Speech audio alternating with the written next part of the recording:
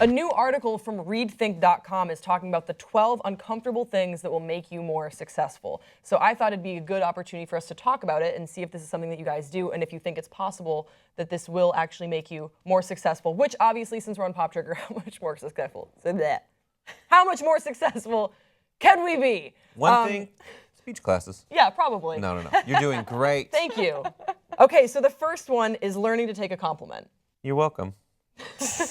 Okay. That's a good one. That's hard. How do you Yeah, it's take a hard. compliment? I really like your shirt.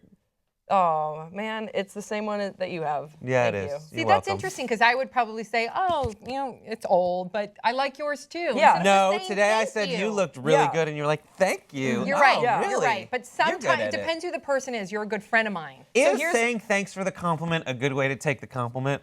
Some people say that, like, straight up, thanks for the compliment.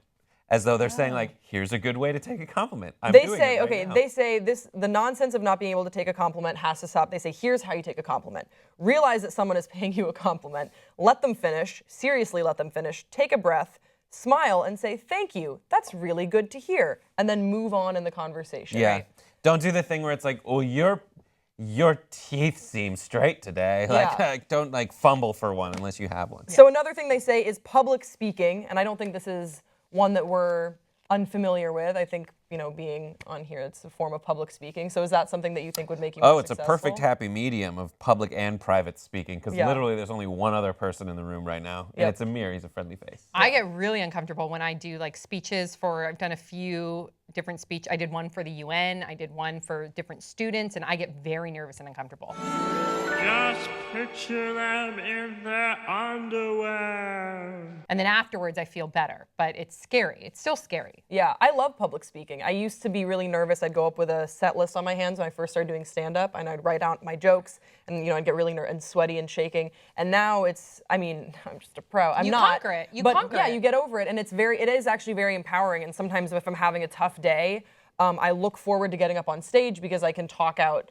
some of the things that I've been working through, and it does I don't know if it necessarily makes me more successful, but it is empowering and it's confidence building. So let's fly through some more, because some of them are kind of silly.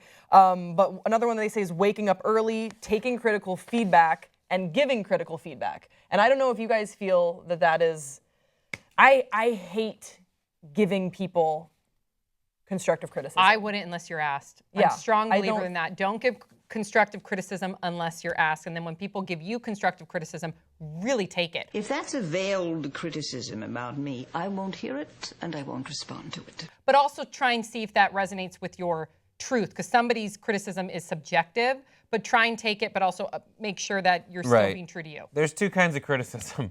There's one that's of you that's helping. The other one is of themselves, and they're pretending it's to you, but it's just to Projection. them. Yeah. Yep. And So- that doesn't help as much. They also have fighting through conflict, which I agree with. Exercising is another thing. I think that does help you to become more successful. Pretty uncomfortable. This is a hard one. Unplugging. Very hard, but it's so important. I think, but I did it yesterday and I felt so good, but I wanted to turn on my phone so bad. But I think it's interesting that in this day and age where we're all so connected, that they would say that unplugging could be a key to success. Does that make sense? Because I would think that a lot of times we use our phones as a way of networking, as a way. Nah, of, but I get what you mean. But I think a lot of people, when they're not every moment they're using their phones is networking. A lot of Right, right. people using their phones is wasting time. Yeah. And it can bring on anxiety. And it's this thoughtless compulsion that you are nurturing, really, Yeah. and you don't want that. And you're not living in the present, which is that's how you can really be productive, is when you're in the present. Thank Yeah. you. That's a really nice compliment. And speaking of that, the